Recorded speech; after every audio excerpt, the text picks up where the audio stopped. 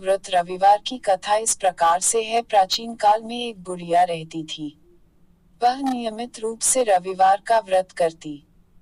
रविवार के दिन सूर्योदय से पहले उठकर बुढ़िया स्नानादि से निवृत्त होकर आंगन को गोबर से लीपकर स्वच्छ करती। उसके बाद सूर्य भगवान की पूजा करते हुए रविवार व्रत कथा सुनकर सूर्य भगवान का भोग लगाकर दिन में एक समय भोजन करती। सूर्य भगवान की अनुकंपा से बुढ़िया को किसी प्रकार की चिंता व कष्ट नहीं था। धीरे धीरे उसका घर धन धान्य से भर रहा था। उस बुढ़िया को सुखी होते देख उसकी पड़ोसन उससे बुरी तरह जलने लगी।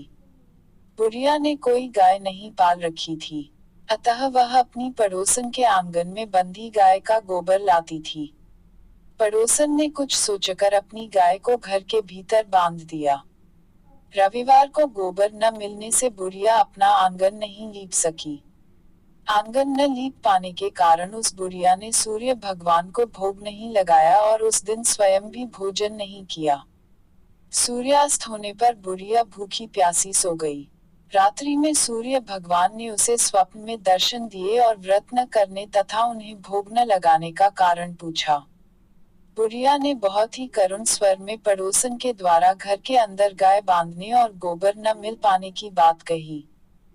सूर्य भगवान ने अपनी अनन्य भक्त बुढ़िया की परेशानी का कारण जानकर उसके सब दुख दूर करते हुए कहा, हे माता, तुम प्रत्येक रविवार को मेरी पूजा और व्रत करती हो। मैं तुमसे अति प्रसन्न हूँ और तुम्हें ऐसी गाय प्रदान करता हूँ जो तुम्हारे घर आंगन को धन धान्य से भर देगी। तुम्हारी सभी मनोकामनाएं पूरी होगी। रविवार का व्रत करने वालों की मैं सभी इच्छाएं पूरी करता हूँ। मेरा व्रत करने व कथा सुनने से बांझ स्त्रियों को पुत्र की प्राप्ति होती है। स्वप्न में उस बुढ़िया को ऐसा वरदान देकर सूर्य भगवान अंतर्धान हो गए।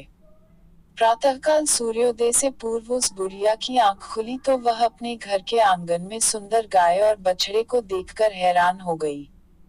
गाय को आंगन में बांधकर उसने जल्दी से उसे चारा लाकर खिलाया। पड़ोसन ने उस बुढ़िया के आंगन में बंधी सुंदर गाय और बछड़े को देखा तो वह उससे और अधिक जलने लगी। तभी गाय ने सोने का गोबर किया। गोबर को देखते ही पड़ोसन की आंखें फट गईं। पड़ोसन ने उस बुढ़िया को आसपास न पाकर तुरंत उस गोबर को उठाया और अपने घर ले गई तथा अपनी गाय का गोबर वहां रख आई। सोने के गोबर से पड़ोसन कुछ ही दिनों में धनवान हो गई। गाय प्रतिदिन सूर्योदय से पूर्व सोने का गोबर किया करती थी और बुढ़िया के उठने के पहले पड़ोसन उस गोबर को उठाकर ले जाती थी। बहुत दिनों तक बुढ़िया को सोने के गोबर के बारे में कुछ पता ही नहीं चला। बुढ़िया पहले की तरह हर रविवार को भगवान सूर्यदेव का व्रत करती रही और कथा सुनती रही। लेकिन सूर्य भगवान को जब पड़ोसन की चालाकी का पता चला तो उन्होंने तेज आंधी चलाई। आंधी का प्रकोप देखकर बुढ़िया ने गाय को घर के भीतर बांध दिया। सुबह उठकर बुढ़िया ने सोने का गोबर देखा, उसे बहुत आश्चर्य हुआ। उस दिन के बाद बुढ़िया गाय को घर के भीतर बांधने लगी। सोने के गोबर से बुढ़िया कुछ ही दिन में बहुत धनी हो गई। उस बुढ़िया के धनी होने से पड़ोसन बुरी तरह जल भुनकर राख हो गई और उसने अपने पति को समझा बुझाकर उस नगर के राजा के पास भेज दिया। राजा को जब बुढ़िया के पास सोने के गोबर देने वाली गाय के बारे में पता चला तो उसने अपने सैनिक भेजकर बुढ़िया की गाय लाने का आदेश दिया। सैनिक उस बुढ़िया के घर पहुंचे। उस समय बुढ़िया सूर्य भगवान को भोग लगाकर स्वयं भोजन ग्रहण करने वाली थी।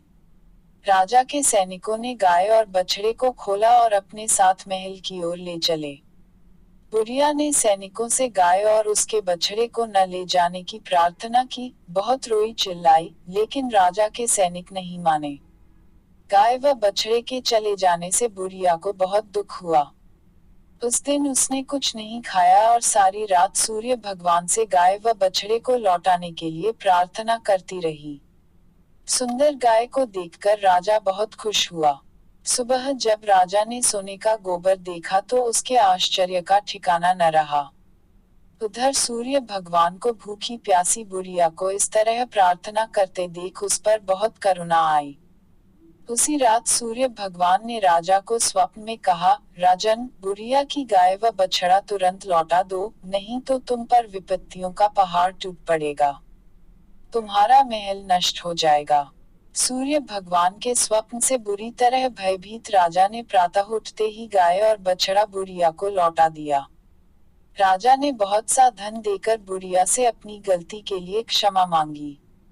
राजा ने पड़ोसन और उसके पति को उनकी इस दुष्टता के लिए दंड दिया। फिर राजा ने पूरे राज्य में घोषणा कराई कि सभी स्त्री पुरुष रविवार का व्रत किया करें। रविवार का व्रत करने से सभी लोगों के घर धन धान्य से भर गए। चारों ओर खुशहाली छा गई। सभी लोगों के शारीरिक कष्ट दूर हो गए। राज्य में सभी स्त्री पुरुष सुखी जीवन यापन करने लगे।